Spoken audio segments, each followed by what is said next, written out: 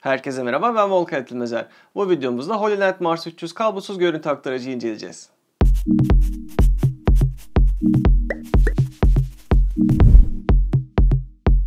HoloLens, Çin menşeli kablosuz görüntü aktarım cihazları üreten bir firma. Mars 300 modeli ise başlangıç modeli. Adında yer alan 300, görüntüyü 300 fit yani 91 metreye kadar aktarabildiğini bize anlatıyor. Diğer modelleri Cosmos serisinde 500, 600, 1200 ve 2000. Syscom serisinde ise 1500, 1000 ve 3000. Ön kısımda modelini ve ürünün fotoğrafını görebilirsiniz. Kutuyu açtığınızda karşınıza ilk önce kullanım kılavuzu çıkıyor. Süngeri kaldırdığınızda ise ürün size merhaba diyor. Orta kısımda direkt elektrikle çalışmasını sağlayan adaptör ve ülkenize uyumlu priz ucu yer alıyor. Sağda ve solda alıcı ve vericiyi görebilirsiniz. Ayrıca sağ kısımda micro USB to USB dönüştürücü yer alıyor. Ne işe yaradığından daha sonra bahsedeceğim. Orta kısımdan devam edelim. 4 tane kullanım için 1 tane yedek olarak anten mevcut. Orta üst kısımda 1/4 inçlik vida bağlantı aparatı, altta ise hot adaptörü yer alıyor. İşte hepsi bu. Gelelim teknik özelliklerine. Ölçüleri 105, 62 ve 22 mm şeklinde. Bataryasız ağırlığı 186 gram. Yani bir kablosuz görüntü aktarıcıya göre son derece küçük ve hafif. Sağ tarafta video akış sinyal ışığı ve bağlantı ışığı var. Kanal değiştirme ve OSD tuşu, ayrıca eşleme tuşu yer alıyor. Orta kısımda yazılım güncelleme için micro USB portu var. Alt kısımda ise açma kapatma tuşunu görebilirsiniz. Alıcı ve vericinin tuşları aynı. Arka kısımda batarya yuvası yer alıyor. Daha sonra detaylı olarak bahsedeceğim. Sol tarafta vericiyi, sağ tarafta ise alıcıyı görebilirsiniz. Verici üzerindeki HDMI in ile görüntüyü gönderebilirsiniz. Üst kısımdaki loop out, görüntüyü göndermeden önce bir monitöre görüntüyü aktarmanıza yarıyor. Alıcı üzerindeki iki HDMI çıkışından da görüntü alabiliyorsunuz. Alıcı ve verici alt kısımlarında güç girişleri yer alıyor. Yine detaylarından daha sonra bahsedeceğim. Antenler koruma amaçlı sarı kapaklarla kapatılmış durumda. Önce bu kapakları çıkartalım. Hemen ardından kutudan çıkan 5 GHz antenleri vidalı olan yuvalarına sıkıştırın. Bu antenler 90 derece yatabiliyor ve her yöne dönebiliyor. Bu sayede etki alanını daha iyi odaklayabiliyorsunuz. Alt kısımda sabit olan 1/4 inçlik vida girişi yer alıyor. Ayrıca eğer bağlantıyı üst kısımda yapmak isterseniz bunun içinde bir aparat var. Kutudan çıkan bu aparatı alıcının ve vericinin üst kısmına takıp ikinci 1/4 inçlik vida girişi elde edebilirsiniz. Eğer bu aparatı vericiye takarsanız kutunun içinden çıkan hot adaptörünü de buraya takabilirsiniz. Böylece herhangi bir kameranın flash kazanına vericiye takabilirsiniz. Güç seçenekleri konusunda detaylara geçelim. Batarya olarak Sony'nin F tiplerini kullanabilirsiniz. Ben F970 kullanıyorum. Çok ağır bir batarya ama uzun süreler kullanım için ideal. Dilerseniz daha hafif olması için F750 veya F550 gibi bataryaları kullanabilirsiniz. Çıkartmak için ise arka kısımda yer alan kilit tuşuna basarak yukarıya doğru ittirmeniz yeterli. Videonun başında bir adaptörden bahsetmiştim. İşte bu adaptörü direkt olarak prize takarak alıcının veya vericinin süresiz olarak çalışmasını sağlayabilirsiniz. Ülkeniz için uyumlu olan ucu yerleştirin, prize takın ve alıcı veya vericiyi açın. Hepsi bu. Yine videonun başında bir çeviriciden bahsetmiştim. Micro USB to USB çevirici. Bunu takarak alıcının veya vericinin yazılımını güncelleştirebiliyorsunuz. Baktığım kadarıyla şu an yeni bir yazılım sitesinde bulunmuyor. Gelelim nasıl çalıştığına. Sağ tarafta kamerayı, sol tarafta ise monitörü görebilirsiniz. Kameraya vericiyi yani TX olanı, monitör alıcıyı yani RX olanı bağlayacağım. Kameradan çıkardığınız kabloyu verici üzerinde yer alan HDMI in portuna takın. Monitöre bağladığınız kabloyu ise HDMI out 1 veya out 2'ye takın. Alıcıyı ve vericiyi açın ve görüntünün aktarılmasını bekleyin. Son derece kolay. Burada sadece ufak bir sıkıntı var. Görüntü aktarmaya başlama aşaması biraz uzun sürüyor. Görüntünün gelmesi 33 saniye. Kimi için az, kimi için çok diyebiliriz. Şimdi de yan taraftaki tuşlar hakkında bilgi vereyim. Eğer alıcı ile verici birbirine bağlı değilse, yani link ışığı kırmızı yanıyorsa alıcı üzerinden pair tuşuna basılı tutun. Kırmızı ışık yanıp sönmeye başlayacak. Şu an alıcı eşleşebileceği bir verici arıyor. Verici üzerinde yer alan pair tuşuna basılı tutun. Saniyeler içinde eşleşme tamamlandığını göreceksiniz. Orta kısımdaki kanal tuşuna basarak farklı bir kanala geçiş yapabilirsiniz. Alıcı üzerindeki kanal tuşuna basılı tutunuzda ise bağlı olan ekran üzerinde alıcı ile ilgili bilgileri görüntüleyebilirsiniz. Üst kısımdaki kırmızı turuncu led video sinyali geldiği zaman yanmaya başlayacaktır. Eğer başarılı bir şekilde alıcıya da bu sinyal gidiyorsa alıcıda da turuncu ışığı görebilirsiniz. Hemen güzel bir özelliğinden bahsedeyim. Sonrasında nerelerde kullanabiliriz onlara geçeyim. Ola ki video sinyali kesildi, kameranın bataryası bitti, kablo çıktı gibi bir şeyler oldu. Eğer ki görüntü aktarım durursa en son hangi kareyi aktardıysa o kare ekranda sabit olarak kalıyor. Eğer siyah ekran görmek isterseniz alıcıyı kapatmanız gerekiyor. Video yeniden çalışmaya başladığında yani sorun çözüldüğünde görüntü aktarma devam ediyor. Ekran üzerindeki tüm bilgileri direkt olarak ikinci ekrana gönderebiliyorsunuz. Bu testte ekran üzerindeki kulaklık çıkışını direkt olarak bilgisayarımın mikrofon girişine taktım ve Audition'ı açarak sesin gelip gelmediğini test ettim. Böylece hem sesi hem de görüntüyü aktarabildiğimizde görmüş oldum. Verici üzerinde iki tane HDMI girişi var.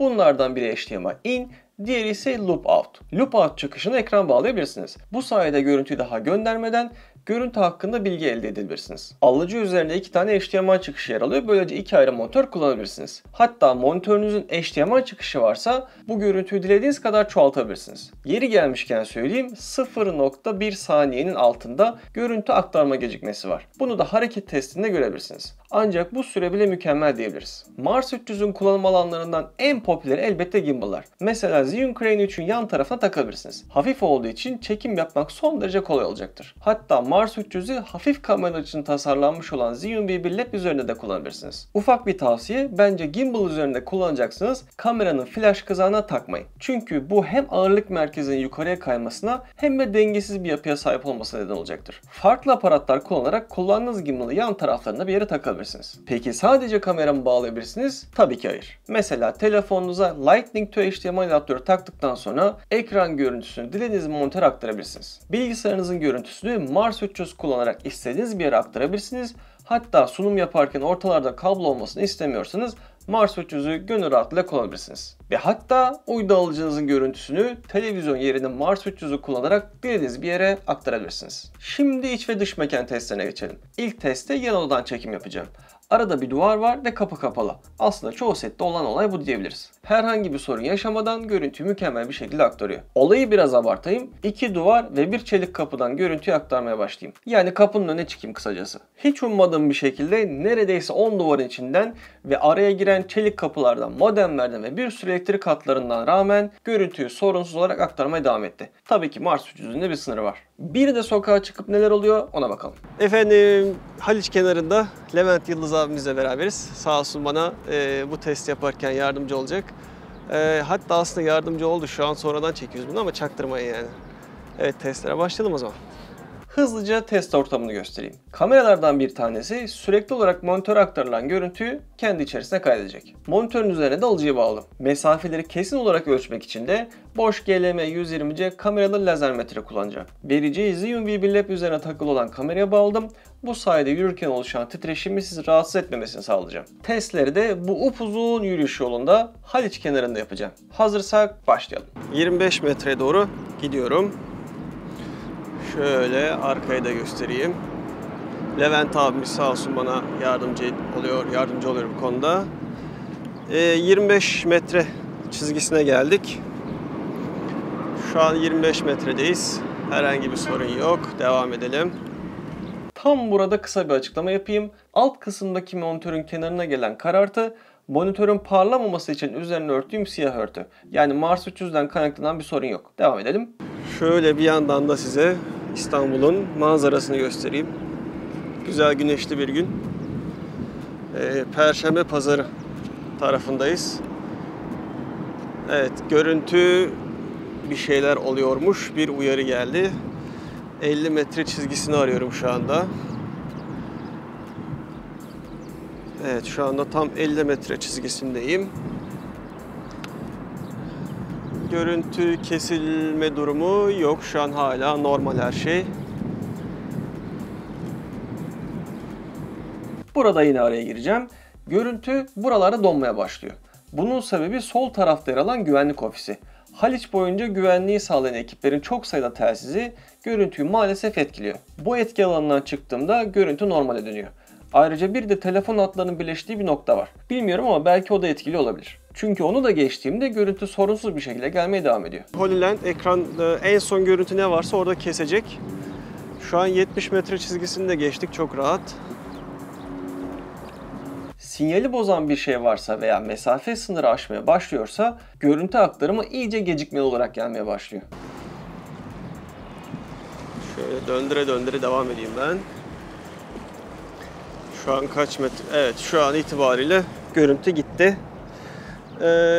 90 metredeyim şu anda. Hatta 90 metrenin biraz üzerinde. Biraz geleyim bakayım ne olacak. Tamam. 90 metreye gelince, yani 90 metreye geçince haliyle görüntü donuyormuş. Şu an gelmeye devam ediyor mesela. Nereye kadar gidecek? Mesela burada sinyal daha temiz muhtemelen. Çünkü sinyali gönderdiğine dair yeşil ışığı görebiliyorum üzerinde. Şu an tekrar kırmızı oldu. Tekrar yeşil oldu. Burada ara ara kesiliyor demek ki. Buradan o sonuç çıkıyor. Burası kaç metre onu ölçeceğim. Levent abi sağ olsun buralara kadar geldi. Şu an mesela bende kırmızı yanıyor link ışığı. Şöyle bir geri dönsem mesela burada yeşili yakaladık. Devam edeyim bakayım şöyle aşağılara doğru gideyim.